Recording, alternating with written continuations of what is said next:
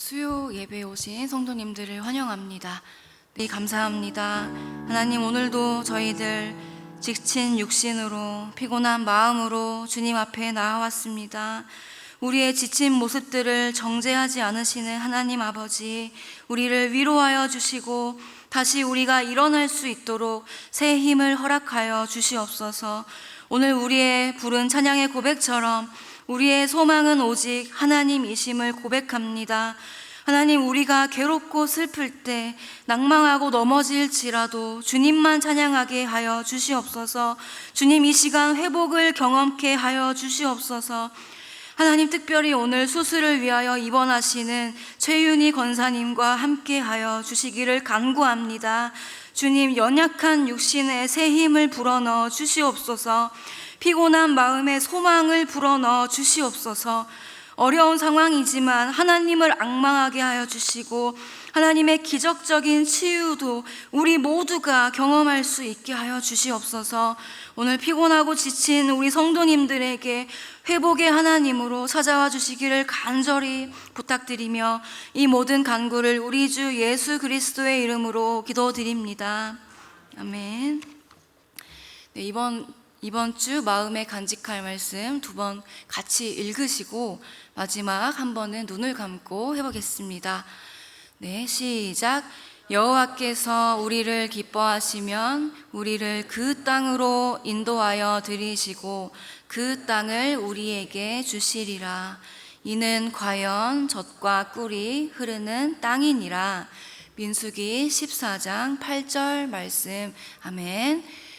여호와께서 우리를 기뻐하시면 우리를 그 땅으로 인도하여 들이시고 그 땅을 우리에게 주시리라.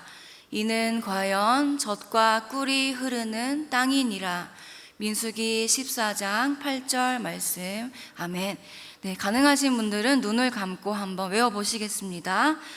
여호와께서 우리를 기뻐하시면 우리를 그 땅으로 인도하여 들이시고 그 땅을 우리에게 주시리라. 이는 과연 젖과 꿀이 흐르는 땅이니라. 민수기 14장 8절 말씀. 아멘. 네, 오늘 말씀은 이사야 40장 말씀입니다. 이사야 40장 27절부터 31절까지 말씀을 한 절씩 교독하시고 마지막 절 합독하겠습니다. 제가 먼저 읽겠습니다. 야곱아, 어찌하여 내가 말하며 이스라엘아, 내가 이르기를 내 길은 여호와께 숨겨졌으며 내 송사는 내 하나님에게서 벗어난다 하느냐? 너는 알지 못하였느냐? 듣지 못하였느냐? 영원하신 하나님 여호와 땅 끝까지 창조하신 이는 피곤하지 않으시며 곤비하지 않으시며 명철이 한이 없으시며 피곤한 자에게는 능력을 주시며 무능한 자에게는 힘을 더하시나니 소년이라도 피곤하며 곤비하며 장정이라도 넘어지며 쓰러지되 오직 여호와를 앙망하는 자는 새 힘을 얻으리니 독수리가 날개치며 올라감 같을 것이요 다름박질하여도 곤비하지 아니하겠고 걸어가도 피곤하지 아니하리로다. 아멘. 네, 오늘은 지친 그리스도인들에게 라는 제목으로 이사야 40장의 말씀을 나누겠습니다. 요즘 사회 현상의 단면을 보여주는 단어가 있습니다. 바로 번아웃 증후군이라는 단어입니다. 이제는 우리가 모두 다 알고 있는 친숙한 단어입니다. 번아웃이라는 단어를 직역하면 불이 다 타서 버닝이 돼서 아예 다 꺼진 상태, 아웃된 상태, 완전히 몸과 마음이 소진되어 버린 상태를 말합니다. 그래서 일단 번아웃이 오게 되면 내가 다시 이전처럼 남을 섬길 수 있을까? 내가 그렇게 할 수 있다는 게 믿어지지가 않는다라는 생각이 듭니다. 이건 우리가 변질되었다기보다는 또는 우리의 사명감이 줄어들었다기보다는 우리의 연료가 다 새어버려서 남을 도울 수 있는 힘이 없는 것입니다. 그래서 번아웃을 더 이상 온정을 베풀 수 없다 해서 온정마비라고도 말한다고 합니다. 요즘 인터넷에 검색해보면 쉽게 번아웃 자가 진단 테스트를 볼 수 있습니다.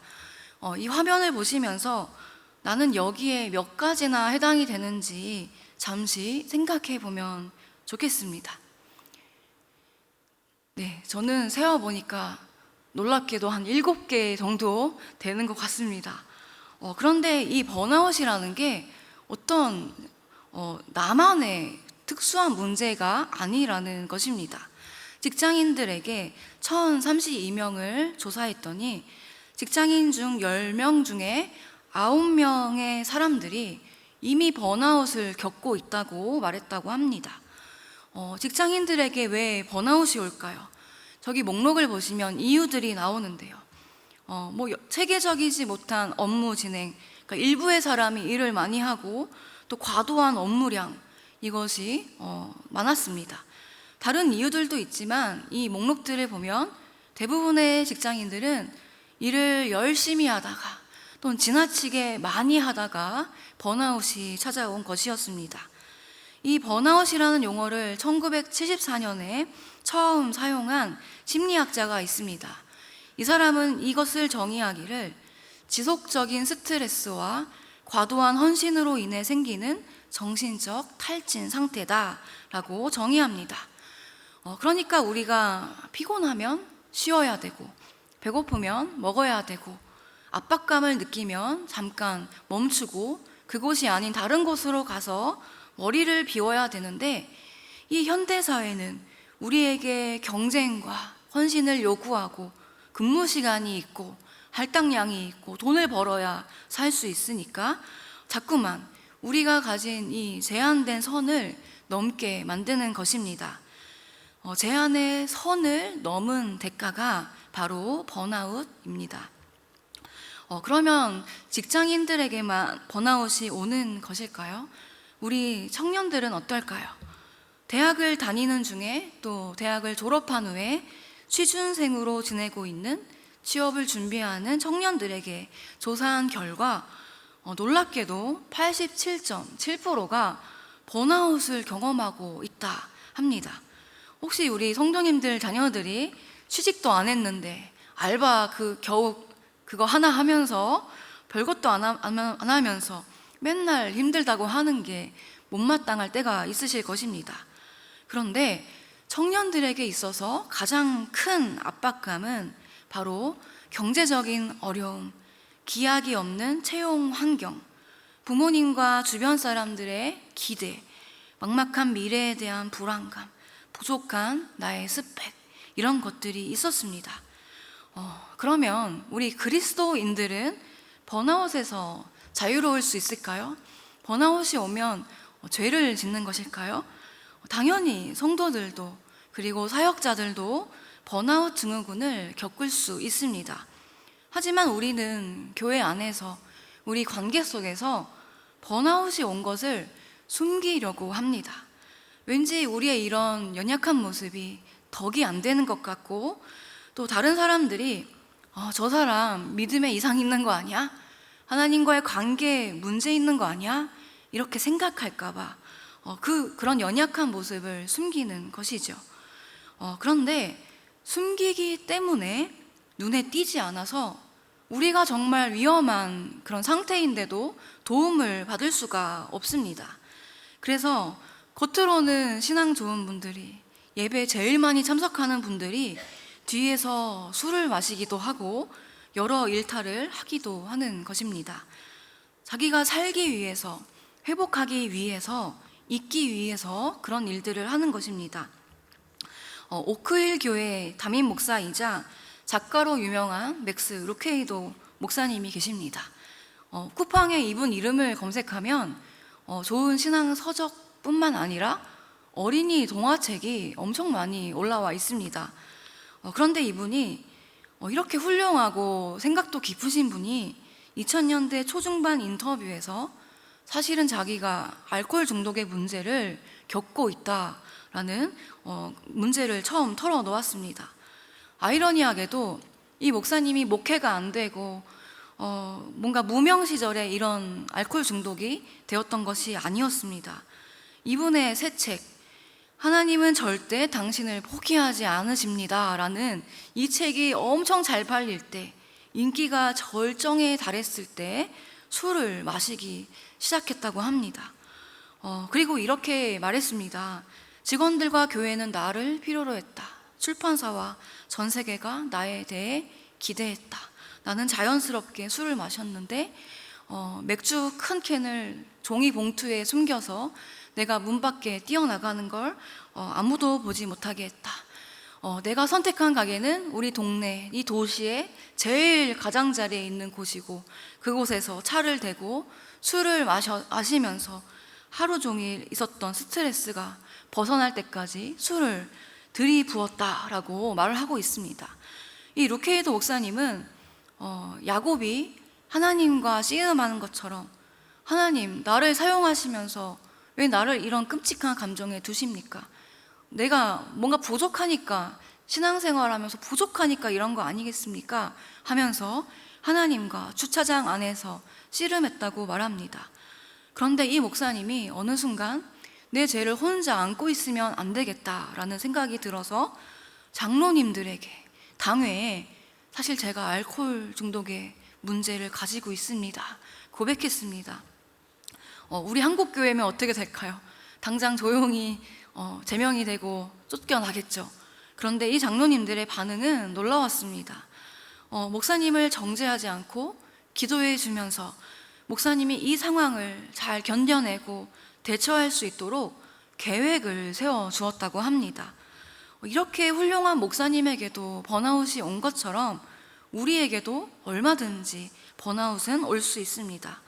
이것을 우리가 숨기고 그냥 견딘다고 해결되는 것도 아닙니다. 혹시 성도님들 중에 요즘 설교를 들어도 내 안에 아무리 반응이 없고, 또 성도님들과 친교할 생각만 하면 몸서리 쳐지지 않으시나요? 그리고 교회에서 봉사해야 되는 걸 아는데 아무리 생각해도 내가 지금 너무 지쳐가지고 여력이 안 돼서 도망 다니기 바쁜 분들, 그리고 교회에서 제발 좀 행사 좀 그만했으면 좋겠다 하시는 성도님들 많이 계실 것입니다. 우리의 행복을 위해서, 우리의 믿음을 위해서라도 우리는 겨우겨우 버티는 것을 넘어서서 이 상태에서 벗어나야 합니다. 그러면 세상 사람들은 이런 번아웃을 어떻게 해결할까요? 휴가를 가거나 휴식을 취하고, 이 일이 너무 힘들면 당장 사표 쓰고 자기한테 맞는 일을 찾기도 한다고 합니다. 또 심리학적으로 보면 타격을 입지 않아야 되니까 회복 탄력성에 관한 책도 읽고 힐링 노트도 써보고 한다는 것이죠. 그런데 문제는 이런 것들로는 우리의 고갈돼 버린 상태를 진정으로 회복할 수는 없다는 것입니다. 오늘은 좀 성경 본문까지 멀리 돌아왔습니다. 그러면 이 진정으로 이 고갈을 해결할 수 있는 방법은 어디에 있을까요? 당연히 성경책 안에 있습니다.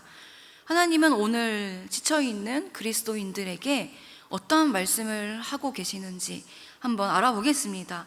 첫 번째, 하나님은 이렇게 말씀하셨습니다. 40장 27절에 야곱아 이스라엘아 어찌하여 네가 이렇게 말하느냐 하십니다. 그러니까 이 말은 이사야가 이 예언서를 쓸 때 북이스라엘은 이미 아수르에 의해서 망했고 남유다 역시 바벨론 침공을 100년 정도 앞두고 있는 상태였습니다. 나라가, 이 이스라엘이 완전히 망해가는 이 상황에서 백성들은 의심하기 시작했습니다. 내 길은 여호와께 숨겨졌다. 내 송사는 하나님에게서 벗어나 버렸다. 그러니까 하나님은 우리한테 관심이 없으니까 하나님 잊어버리고 살자. 현실을 견뎌내자. 우리는 끝났다 라고 생각했던 것입니다. 하나님은 이들의 이런 연약한 믿음이 안타까우셨습니다. 그래서 비록 39장까지 심판의 말씀을 전하게 하셨지만 다시 백성들이 부르짖는 것을 보시고 이들을 위로하고 회복시키고자 하셨습니다. 하나님이 왜 우리에게 힘든 일을 주실까요? 미워서가 아니라 돌아오도록 하기 위한 도구였던 것입니다. 그래서 다시 이사야를 보내서 내 백성을 위로하라 말씀하십니다. 아까 하나님이 야곱과 이스라엘을 부르셨다고 했습니다. 백성들은 하나님이 우리를 잊었다고 말했지만 사실 하나님은 이들을 한시도 잊은 적이 없었습니다. 이 야곱과 이스라엘은 12지파 전체를 말하는 것이었습니다. 둘을 언급하신 이유는 아직 망하지 않은 유다만 생기신 게 아니라 이미 망해서 아수르로 끌려가고 있는 북왕국의 사람들까지도 하나님이 기억하고 계신다라는 것을 알려주시는 것입니다. 하나님은 망해서 고통받는 북왕국의 백성들 중에서도 여전히 여호와에 대한 신앙을 지키고 충실한 믿음을 지켰던 이 소수의 남은 자들을 눈여겨보셨습니다. 그런데 백성들은 하나님의 마음도 모르고 내 길이 숨겨졌다 말하는 것입니다. 이것은 하나님은 더 이상 내 인생에 관심이 없다, 내 인생 길은 완전히 돌아보지 않으신다 라는 말이었습니다. 이게 얼마나 아픈 말인가요? 우리가 하나님을 믿는다면 절대 이런 불신앙적인 말을 해서는 안 됩니다. 왜냐하면 이 말을 들으시는 하나님의 마음이 아프시기 때문입니다. 하나님은 낙심하고 지쳐서 불신앙의 말을 쏟아내는 우리에게 이렇게 말씀하십니다. 야곱아, 이스라엘아, 네가 어찌하여 나한테 이렇게 말하느냐. 네, 그리고 28절의 말씀을 한번 보시면 하나님은 이번에 너는 알지 못하였느냐, 듣지 못하였느냐 라고 말씀하고 계십니다. 우리가 믿는 이 하나님 여호와는 땅 끝까지 창조하시니 창조주이십니다. 이 너는 알지 못하였느냐, 듣지 못하였느냐 라는 질문은 21절의 말씀에도 나왔습니다. 네, 다음 페이지를 다음 전 페이지 넘겨주시면 먼저 21절에 나왔던 말씀입니다. 이것을 보시면 하나님은 태초에 창조될 때부터 계셨던 분이시고 얼마나 크고 위대하신지 궁창에 걸터 앉아 계시고 이 지구가 아무리 우리 눈에 커 보일지라도 하나님께는 발등상이고 이 땅에 사는 사람들은 메뚜기 같다는 것입니다. 조금 더 올라가서 18절의 말씀을 보면 하나님은 자기 자신의 대단함을 설명하기 위해서 우상과 자기 자신을 비교하고 계십니다. 여기에 두 종류의 우상이 나옵니다. 하나는 장인이 금속으로 만들어서 은과 금을 입히고 장식한 우상입니다. 두 번째 우상은 조금 가난하고 궁핍한 자들이 나무로 흔들리지 않게 만든 우상입니다. 사람들은 이 우상들을 의지했습니다. 저마다 금이든 은이든 나무이든 자기의 우상을 가지고 있었습니다. 그것이 나의 슬픔을 해결해주고 나의 궁핍을 채워주고 나의 문제를 가져가고 나를 지켜줄 거라고 생각했던 것입니다. 지금 시대에도 이런 우상이 있는 것 같습니다. 아까 세상 사람들은 번아웃이 올 때 어떻게 했었나요? 돈이 여유 있는 사람들은 번아웃이 올 때마다 직장을 그만두는 것입니다. 당장 유럽 티켓을 끊는 것입니다. 어디 외국이나 제주도라도 가서 한 달 살기를 하는 것이죠. 스트레스 받으니까 쇼핑하고 비싼 상담을 받고 돈을 써서 번아웃을 해소하려고 하는 금과 은의 우상이 있습니다. 그리고 돈이 여유 없는 궁핍한 사람들은 소확행이라고 하죠. 소소하지만 확실한 행복, 작은 돈을 쓰면서 기쁨을 누리는 것입니다. 또 요즘 러닝 크루에 가입해서 한강을 뛰기도 하고 자기 개발에 집중하기도 합니다. 그러나 이런 것들이 진정으로 고갈된 우리의 영혼을 채울 수 있느냐 한다면 그럴 수 없다라고 우리는 확신 있게 대답할 수 있습니다. 아무리 우상을 정교하게 잘 만들었을지라도 금, 은, 나무 역시 하나님이 만드신 것이고 우상을 만드는 사람조차도 하나님이 창조한 피조물입니다. 그들이 가진 기술 역시 하나님이 주신 달란트이고 이 세상의 그 어떤 것도 하나님을 능가하거나 비길 수 없습니다. 우리 하나님이 그런 위대한 하나님이신데, 그리고 우상들은 그렇게 하찮은 것인데 너희들은 왜 그걸 모르느냐? 하나님은 오늘 두 번째 우리에게 질문하십니다. 20절을 보시면 우상 만드는 사람들은 내가 만든 우상이 이 사람들을 구원할 능력이 있는지 없는지 고민하고 공들이지 않습니다. 이들의 관심은 오직 흔들리지 않고 간신히 서 있기라도 해라 라는 그것에 관심을 두고 있습니다. 그러니까 하나님을 대신하는 이 우상들은 우리에게 아무런 유익한 능력도 발휘할 수가 없습니다. 그리고 스스로 자기들 두 다리로 서 있을 힘조차 없습니다. 그러니까 하나님은 답답하신 것입니다.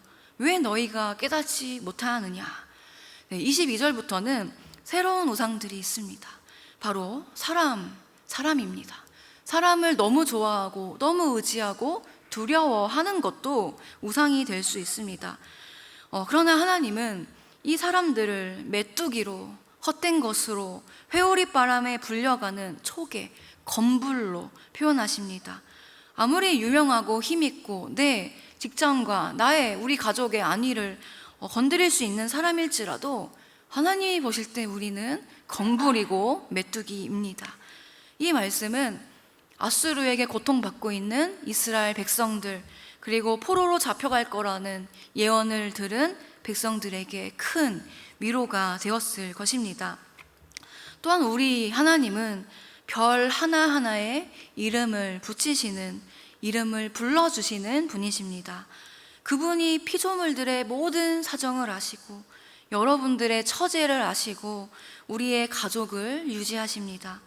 하나님은 우리 같은 존재에게 자신이 얼마나 대단한 분인지 설명하지 않으셔도 되지만 우리에게 친히 자신을 드러내시고 자세하게 설명해 주셨습니다. 왜냐하면 우리를 다음 단계로 끌어가기 원하시기 때문입니다. 마지막으로 하나님은 우리에게 어떤 것을 주실 수 있는지 설명하십니다. 세 번째는 오직 여호와를 앙망하는 자, 오직 이 방법을 사용하는 자만 새 힘을 얻을 수 있다라고 말씀하십니다. 성경이 하는 말은 이것입니다. 하나님은 창조주이시고 이방 우상과는 달리 영원하고 피곤하지 않으시는 분이시다. 이해되죠? 머리로는 이해가 되는데 사실 우리가 피부감 있게 잘 와닿지는 않습니다. 왜 우리가 이렇게 말씀을 듣고 성경을 볼 때는 참 은혜가 되는데 우리가 지치고 우리 가정에 문제가 생길 때는 이 말씀이 크게 효력을 받지 못하는 것일까요? 그것은 자꾸 하나님을 우리처럼 생각하기 때문입니다. 우리가 먼저 이 지친 상태를 이겨내기 위해서는 정립하고 가야 되는 부분이 있습니다. 그것은 바로 하나님은 우리와 본질적으로 다르시다. 하나님은 한계가 없으시고 우리는 한계가 있다. 이 사실을 믿으려면 하나님을 묵상하기보다는 먼저 내가 얼마나 연약하고 한계를 가진 부족한 사람이라는 것을 적나라하게 인정해야 합니다. 성도 여러분, 우리는 한계가 있습니다. 우리는 지칩니다. 우리의 능력으로는 다 잘해낼 수가 없습니다. 30절의 말씀에 이런 말씀이 있습니다. 소년이라도 피곤하고 장정이라도 쓰러진다. 인간이 아무리 젊고 체력이 좋고 또 경력이 많다고 할지라도 사람에게는 한계가 있다는 것을 인정해야 합니다. 우리 중에 가장 체력이 좋은 사람일지라도 계속 무리하다 보면 결국 지칠 수밖에 없습니다. 그런데 우리가 끝까지 나는 체력이 좋아, 저 사람은 체력이 좋으니까 저 사람이 다 해야 돼, 저 사람은 잘해, 그리고 저 사람은 다 해낼 수 있어, 이렇게 한다면 번아웃 상태를 절대 벗어날 수가 없습니다. 그리고 이렇게 살다 보면 우리는 하나님이 일하실 공간을 조금도 내어드리지 않게 되는 것이 있습니다. 그 누구도 하나님의 도움을 받지 않고는 절대 살아갈 수가 없습니다. 우리 자신을 너무 과신해서는 안 될 것 같습니다. 그리고 또 내 곁에 있는 사람들을 우리가 살펴주어야 합니다. 저 사람이 지쳐가는 것 같을 때, 무리가 되는 것 같을 때 우리는 모른 척하면 안 됩니다. 저 사람만 힘드나? 나도 힘든데 하면서 그 사람을 푸시하는 게 아니라 좀 쉴 수 있도록 도와주고 배려하는 게 중요합니다. 그런데 우리가 지친 사람한테 가서 당신 지금 하나님과 관계가 멀어진 거 아니야? 좀 영혼에 문제가 생긴 것 같아. 금식하고 회개 좀 빡세게 해. 막 이렇게 말을 하면 그 사람은 영혼의 폭력을 당하는 것과 다름없습니다. 우리가 인간의 한계를 교회 안에서 무조건 영혼의 문제로, 불신앙의 문제로만 봐서는 안 될 것입니다. 누구라도, 소년이라도 장정이라도 무리하면 쓰러질 수 있는 것입니다. 하지만 이렇게 육체적으로 쉬는 것은 근본적인 지침을 해결해 주지 못합니다. 오늘 31절에 우리가 완전히 새롭게 될 수 있는 방법을 가르쳐 주십니다. 31절을 보시면 오직 여호와를 앙망하는 자는 새 힘을 얻을 것이다 말씀합니다. 여기에서 말하는 새 힘은 하나님이 주시는 힘입니다. 이 땅에서는 구할 수가 없는 것입니다. 산삼 드셔도 안 됩니다. 이 힘은 우리의 남은 에너지를 조금만 채워주는 그런 힘이 아니라 완전히 새롭게 창조되는 힘, 하나님이 완전히 새로운 에너지원을 주시는 힘을 말합니다. 그리고 하나님의 힘은 잠깐 하루 충전됐다가 점점 바닥나고 금방 앵꼬가 나는 것이 아닙니다. 이렇게 여호와를 앙망하는 사람에게는 이 힘이 끊임없이 공급된다고 말씀합니다. 앙망하다라는 것은 하나님만을 바라보는 것을 말합니다. 믿음이 좋은 사람일수록 더 현실의 피로를 많이 느끼는 것 같습니다. 성경과 다른 세상의 모습, 성경과 다른 우리 공동체의 모습, 성경과 다른 하나님 말씀하시는 것과 너무 다른 내 옆에 믿음의 형제들, 그리고 마귀는 끊임없이 우리를 시험하죠. 그럴 때 우리의 심령이 상하게 되는 것 같습니다. 그런데 그렇게 지칠 때 우리가 교회로부터, 우리 구역으로부터 마음을 닫고 가만히 있으면 아무런 일도 일어나지 않습니다. 나아지기는커녕 더 시니컬해지고 무기력해지고 다시는 그 공동체에 들어가서 이전처럼 섞이기가 어려운 것입니다. 이때는 여호와를 앙망하라고 합니다. 사람들 보지 마시고 교회 보지 마시고 하늘에 계신 하나님을 보시는 것입니다. 그런데 예전에는 제가 너무 어려서 진짜 하늘을 보고 구름을 보고 주님 언제 오시나 했었습니다. 그런데 중보기도를 하다 보니까 눈을 감으면 하나님이 보인다는 걸 알았습니다. 그래서 우리가 그럴 때 기도로 하나님 앞에 나아가야 합니다. 기도하기 전에는 하나님이 지금 나처럼 지친 사람, 나 같은 상태에 있는 사람을 쓰실까? 이런 생각이 들 수 있지만 사실 그 상태가 바로 하나님이 사용하시기 좋은 상태라는 것을 알 수 있습니다. 우리가 가장 연약한 이 시점, 이 자리가 바로 하나님이 일하시는 자리인 것을 믿을 수 있습니다. 그래서 하나님은 지친 사람들을 불러서 사용하십니다.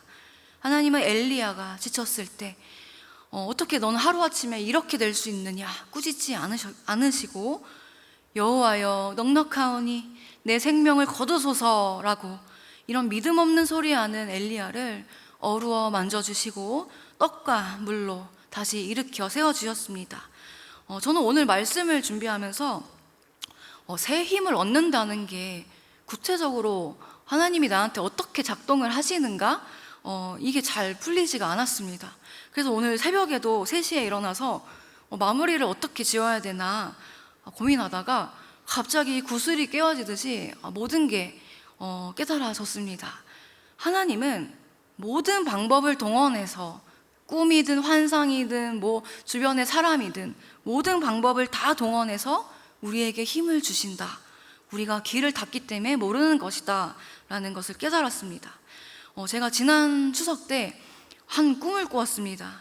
제가 우리 아동부 선생님들과 어떤 사장님 사이에 중간 관리자가 된 꿈이었습니다. 저는 되게 분주하고 초조하고 이랬었는데 사실 그때 제가 내년에 내가 아동부를 잘 올해처럼 이끌어 갈 수 있을까? 뭔가 지쳐서 그런 염려를 많이 했던 때였습니다.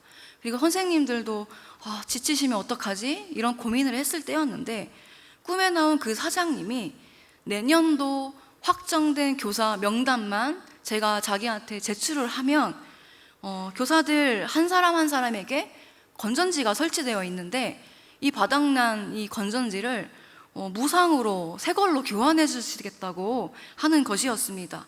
근데 꿈에서 제가 그럼 내가 할 수 있는 일은 명단만 확인해가지고 교회 도장 찍어서 내면 되는 거네? 라는 생각이 들었습니다.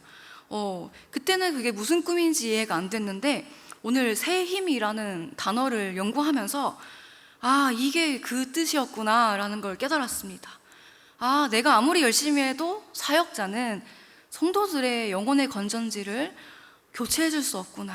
내가 아무리 열심히 해도 내 건전지도 교체할 수가 없구나. 나는 중매쟁이처럼 우리 성도님들, 선생님들을 하나님께 이끌어가기만 하면 하나님이 생각보다 너무 쉽게 해주시는 거구나 하면서, 이 명단 작성은 쉬운 일이니까 내년에 어쩌면 되게 쉽게 잘할 수 있겠다라는 생각이 들면서 지친 마음이 확 회복이 되는 것이었습니다. 이것뿐만이 아니라 복음랜드를 준비하면서 진짜 제가 전날 밤에 고민했던 게, 다음날 아침에 우연히 지나가다 만난 분들 통해서 딱 필요한 도움을 얻는다든지 필요한 말을 듣는다든지 이런 감사한 일들을 많이 경험합니다. 그러니까 하나님이 주시는 새 힘은 갑자기 자고 일어났더니 70대가 20대 체력이 되는 게 아니고, 힘이 불끈불끈 솟는 그 찌르르한 느낌이 아닌 것이었습니다. 하나님이 우리 교회에서 만나게 하신 동역자들, 우리 성도님들과 함께 신앙생활할 때 얻게 하시고, 또 우리가 생각지 못한 다양한 방법을 통해서 우리에게 새 힘을 부어주시는 것이었습니다. 29절과 31절의 말씀처럼 지금 성도님들이 지쳐 계신다면 오직 하나님을 앙망할 때 그때의 새 힘을 얻을 것입니다. 우리 스스로 일어나는 것이 아니라 옆 사람을 붙잡고 같이 세 겹줄이 되어서 하나님께 기도로 나아갈 때 하나님이 나만 일으키시는 게 아니라 우리 세 사람 모두 다 일으켜 주실 것을 믿습니다. 이 새 힘의 축복이 우리 모두에게 있기를 간절히 소망합니다.